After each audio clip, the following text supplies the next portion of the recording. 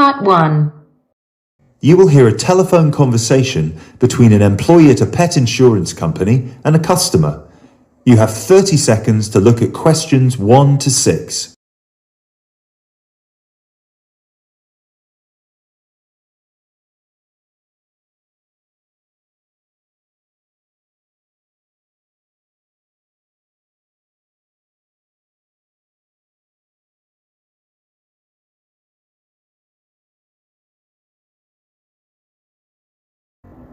Pet Protect UK, how can I help? Oh, hello there. I'm calling to inquire about your pet insurance plans. Of course, just give me a second, please. Sure. So, have you checked our website already to see the options we offer? I've had a quick glance, and I think I'm interested in the basic plan. Great. I need to just ask a few questions first then. Is your pet a dog, a cat, or a rabbit? It's a dog. And is it a puppy or... No, he's 3 years old. Right. May I ask, has your dog been insured before? I just adopted him from the rescue center last week, and I think he'd been there a while, so I doubt it.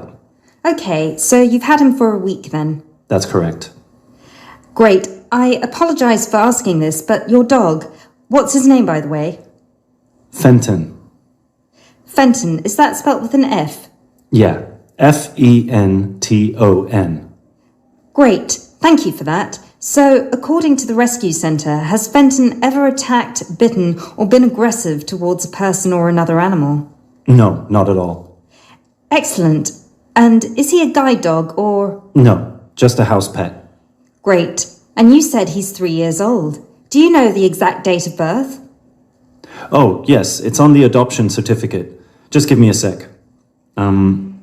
It's May 19th, 2013.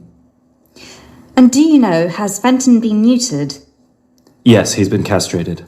Excellent. And final question, what type of dog is Fenton? Is he a pedigree, a crossbreed, or a mixed breed? Crossbreed, I think. Right, crossbreed... Wait, sorry. What's the difference between the three?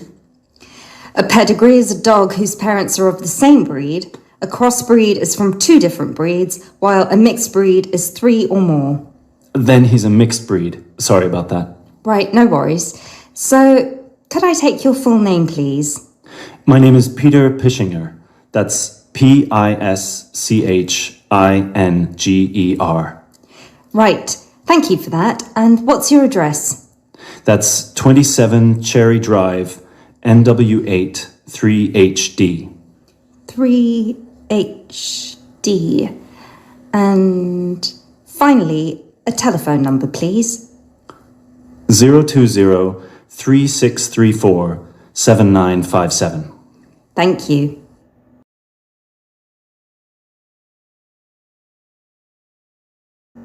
You now have 30 seconds to look at questions 7 to 10.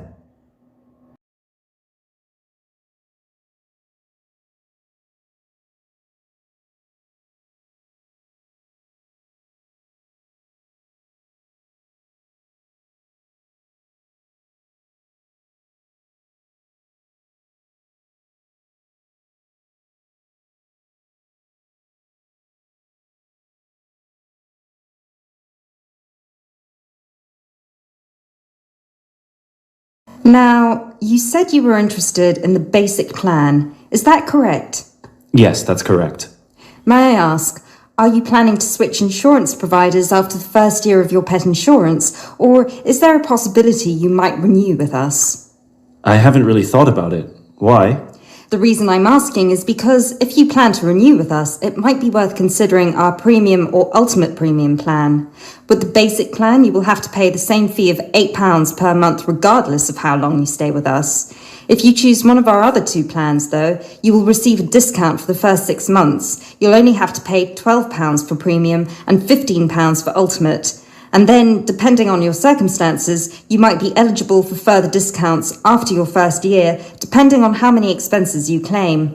If you claim less than £300, you'll have to pay the same as for the basic plan, but receive the cover provided by the premium plan. Huh.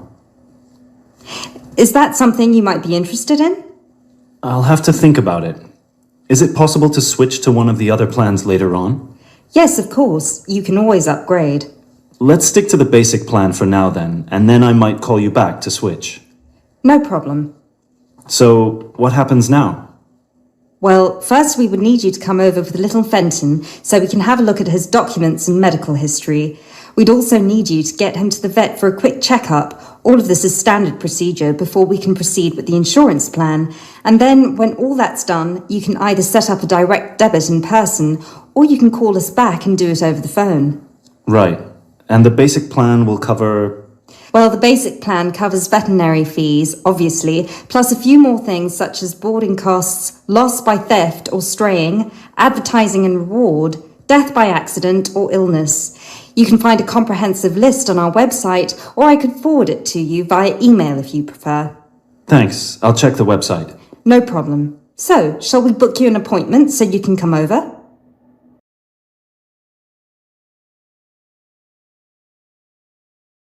That is the end of part 1. You now have half a minute to check your answers.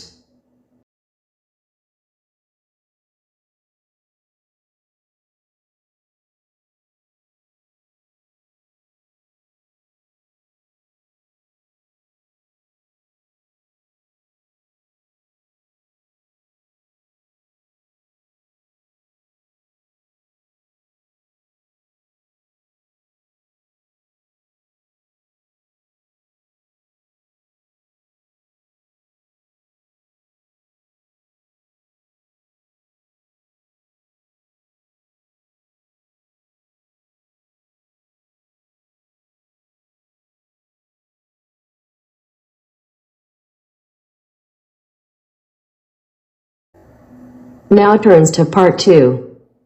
Part 2. First, you have some time to look at questions 11 to 17.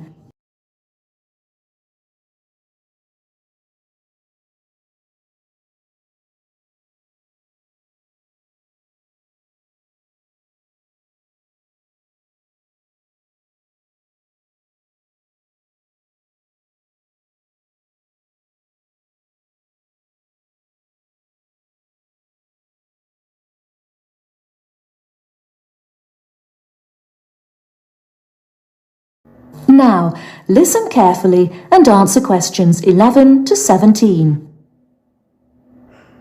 Hello, and thanks everyone for coming here today. I know it's always a bit stressful going for a job interview, but it's best to be prepared.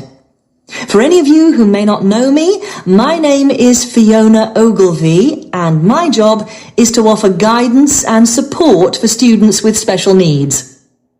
Now, you wouldn't be here today if you weren't interested in finding a job in the holidays. So let's get down to it and see what things you need to be looking out for.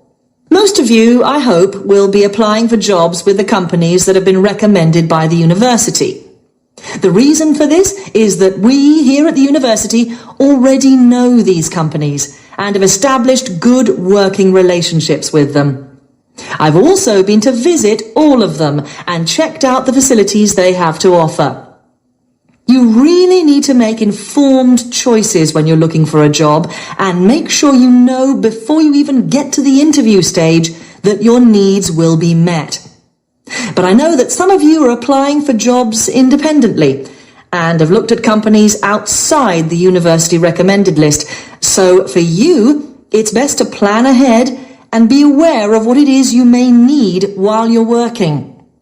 Things that you need to check when you go for an interview are there enough toilet facilities and are these easily accessible? Also, you want to check that all the public areas inside the building are barrier-free, so you can get direct access to these public spaces whenever you need to. And ask about ramps into the building, so you know how many there are and where they are located. These kinds of things are so much more difficult to sort out when you've started work, as they take time. But ramps are an absolute must, so please make sure you know where they are.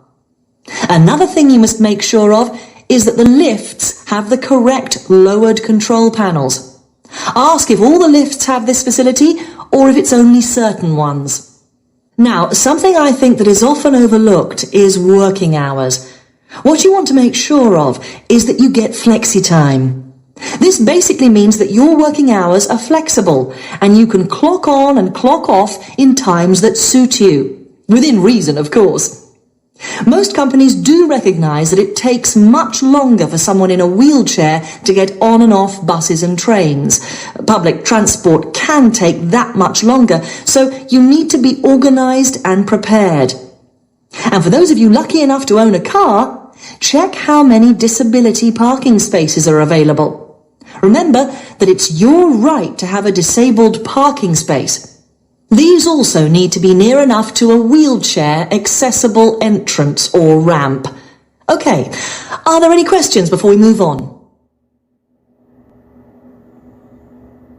Before you hear the rest of the talk, you have some time to look at questions 18 to 20.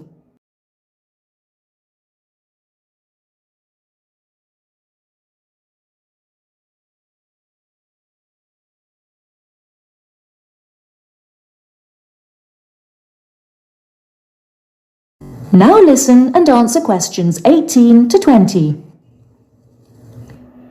Right, let's move on then. Now I want to talk you through the series of visits to companies which we've got planned for next week. On Monday morning, we will be visiting the Lowland Hotel. They have various summer jobs available, working as a receptionist or conference organiser in their busy conference centre, organising and setting up conferences. You need to be prepared for working in an office environment and spending quite a bit of time talking on the telephone. The bus leaves for the hotel at 9 a.m, so make sure you leave yourself plenty of time to get there. When you arrive at the hotel, please gather in the reception area and wait for someone to take you to your first session, which will be a talk. The talk at the hotel will begin at 10 a.m, and then there will be a short tour of the hotel. There will be a light lunch provided, which is usually salads and sandwiches. The next place we'll be visiting will be on Tuesday afternoon. We'll be going to visit a little local company that makes handmade paper and cards. For those of you studying art, this may be just what you're looking for. We'll be taken on a tour of the company which lasts 3 hours. The tour will start at 3:30 p.m. and after that you'll have a chance to meet some of the staff. Tea and coffee will also be provided. We have no trips planned for Wednesday, but on Thursday morning we'll be going to Tobago Travel Agency. This is a very popular choice amongst our students because you can get student discounts on holidays. We've booked a coach for this and it'll leave from outside the refectory at 8 a.m. You'll need to bring a packed lunch for this, so please don't forget. There is a little canteen where you can buy hot and cold food, but this is closed on Thursdays. Friday, we'll be having representatives from all the companies visiting us, so you will have a chance to ask any questions, and of course, put your name down on the list if you're interested in working for them over the summer. This event will take place in the main hall next to the library, and it'll run from 10:30 until 4. I really hope you make the most of this excellent opportunity to not only earn yourself some extra money, but also to gain experience of what it's like to work. And if you'd like to find out more, then please ask some of the students who worked last year. They're all wearing green badges and will be happy to speak to you afterwards. That is the end of part 2.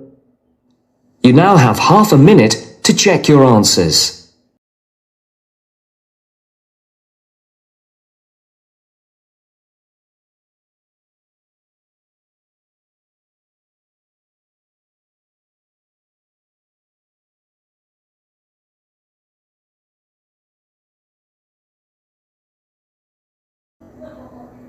Now turns to part 3. Part 3. You will hear a conversation between 3 students who are preparing a presentation. First, you have some time to look at questions 21 to 25.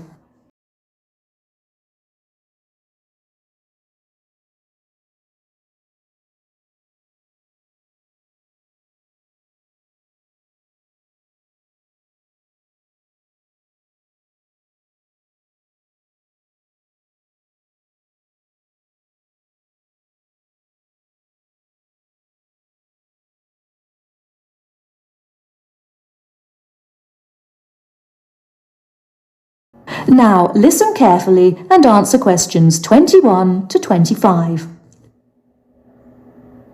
Hey guys! Oh, hey Gail, you made it. Yeah, sorry. I was stuck at the library paying late fees. Have you guys started going through the data yet? Yeah, we've already collated it and we've started designing the graphs we're going to use in the presentation. Oh, really? That's fast. Wow. Anyway, here's what we've got so far. Okay, so... Wow, 38% said they thought about quitting school in the first year. That's a huge number. Yeah, and only 10% said they were happy at school from beginning to end. Amazing, isn't it? Yeah, I thought the majority would be happy here. Well, just remember that about 30% of the school population are foreign students. And from the UK students, only 2% are actually from the area. So, I guess it makes sense that people would miss home. Yeah, but to want to actually quit school... Well, they didn't want to exactly, they just thought about it. Okay, so how should we organise the presentation? What did you guys decide? Well, Kevin and I were saying that we should start by explaining what the topic of our research was and how we decided to collect the data. So, I'll start by saying that our topic was how first-year students felt a month after beginning school, and how their attitudes progressed and changed by the end of the academic year. So then we were thinking that I should explain that the population we want to study was obviously first-year students, but because we need their complete experience from the beginning to the end of their first year, we'd have to actually poll students in their second and third year. And then we said that you should explain how we access the population. So I'll say that we got the permission from the school to go to different classes from different departments and hand out the surveys in paper form, right? Right. And that it took us about 3 weeks to complete this part of our research. So then we need to describe the 3 different areas of focus of our survey. So Lindsay can do that. Say that the survey had 3 sections. The first one, asking just some general questions about the age, gender, nationality, and field of study of each student. Then the second one focused on how they felt in their first 6 months at school. And the third, how they felt in the summer after their first year was complete. That sounds good.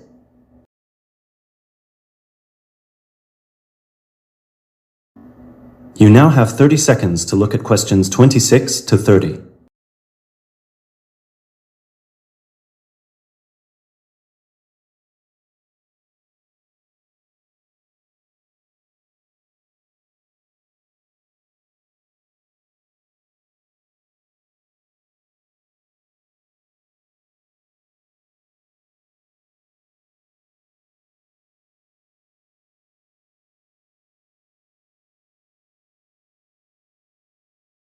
Okay, so let me see the breakdown.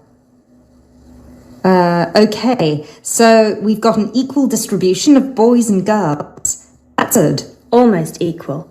51% of the participants were boys, the rest were girls. Right, and 70% of the participants were British, while the other 30% were... 10% were from America and Asia, 2% were from Africa, and 18% were European.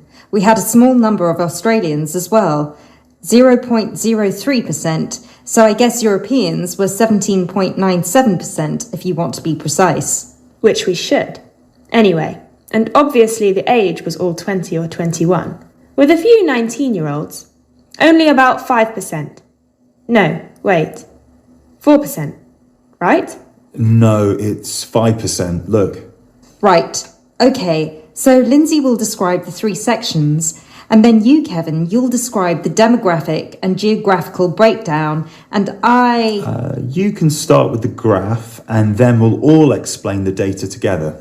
Right, so we'll put this graph up on the board and explain that most students experience some form of homesickness or mild depression in the beginning of their course. But we need to point out that by the end of the year, it was only 5% that still felt like quitting school. Yeah, but remember that we didn't actually have the opportunity to interview or poll any of the students who left school. So the information we have only relates to current students, and those numbers might be bigger in reality. Yeah, I guess we need to mention that. But we did check the dropout rate for the last 2 years, and it was very low, so at the end of the day, the numbers can't be much bigger. Yeah. Anyway, so after we explain the data and we show the 3 graphs with the background information and the responses for 6 months and 1 year, we should spend some time also talking about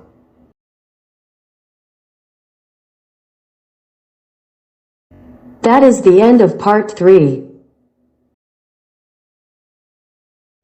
You now have half a minute to check your answers.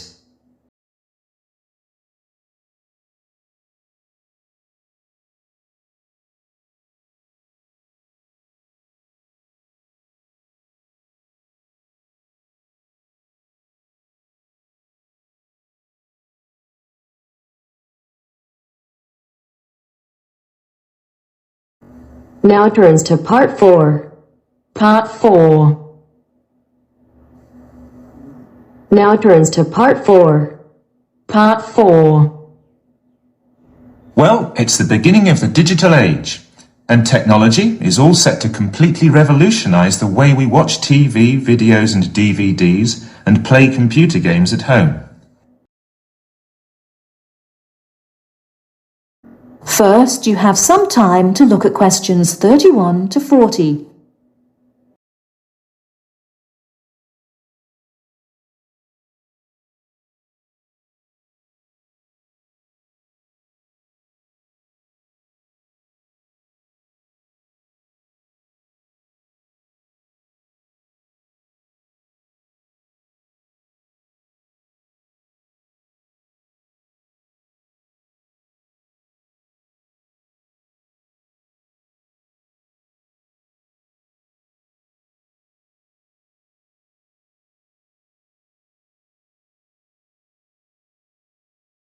Now, listen carefully and answer questions 31 to 40.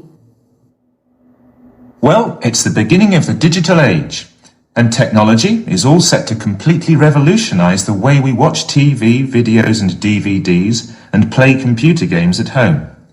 Here to tell us more about how we will be spending our leisure time at home in future is Anna Zabel. Hello. Yes, there will be huge changes in the way we use television, radio and new media in future. By this, I mean we will be able to do what we want, where we want and when we want. The result is that our homes will increasingly become home theatres, and all our entertainment at home will be available at the touch of a button. Now, most home entertainment these days is delivered over wires, but this is changing thanks to high-speed broadband. Downloading will become easier, and studios will eventually release movies, songs and video games directly to the consumer. So, for example, instead of a film opening on the big screen and eventually appearing on television, video and the internet, it can appear in all formats at once. This means that we will have more choice and control over the media we use. So, how will we use this media in our homes in future? There will be big changes in how we watch video and television. Several research groups and companies are trying to add depth to TV and other video displays in the form of a third dimension. So television and video screens will have depth. What do you mean by depth exactly? Do you mean 3D, like a hologram? That's right. When we say that a hologram has 3 dimensions, it means that we can see not only up and down and left and right, but forwards and backwards too. When we talk about dimensions, we call forwards and backwards depth. So when we say that a hologram has 3 dimensions, it means we can see up and down and left and right, just like a picture or photo. But we can also look into the hologram because the image it contains has depth. So instead of watching films on a flat screen, we will be watching them in 3D. Absolutely. Well, as we live in a 3D world, we shouldn't really be watching television and films in 2D. and the technology to make this happen is already there. 3D screens are being developed which can be placed throughout the house, even in busy areas of our homes like doorways and halls. Now, these screens appear to float in air. So in the future, 3D holographic images will be sent into our homes and we will be able to experience the action as if it is taking place right in front of our eyes. So, the action won't just look real, it will be real. Incredible! Now, how does this technology work? Well, to get true 3D, each of your eyes has to see a slightly different image. 3D screens interweave multiple images in vertical stripes using special coatings and filters built into the screen. This means that each eye sees a different set of stripes. These screens are called lenticular screens. Now, these screens are easy to produce and some laptop PCs and cell phones already have them. However, lenticular screens do have one disadvantage. The strain on the eyes and brain of putting together a 3D image from two flat ones can result in headaches and dizziness. But a few companies have developed a hologram 3D display which does not cause these problems. Instead of building images, then leaving them to the brain to put together, holograms create a whole image that reaches the eye exactly the way light from a real object does. You can even walk part of the way around a holographic image to see side and back views, just as you would do if the object was right in front of you. Twin holograms will let a couple watch two different programs on the same screen, even if they sit next to each other on the living room sofa. So no more arguing about which program to watch. That's right. Patio screens are being developed too. Patio screens? What are they exactly? Well, a patio screen is a big inflatable screen, which means you can take it outside your home and watch a film in your garden. Some patio screens are even equipped with DVD players, and some new ones may even have a wireless connection. Amazing developments there. Well, join us after the break when we will be... That is the end of part 4. You now have half a minute to check your answers.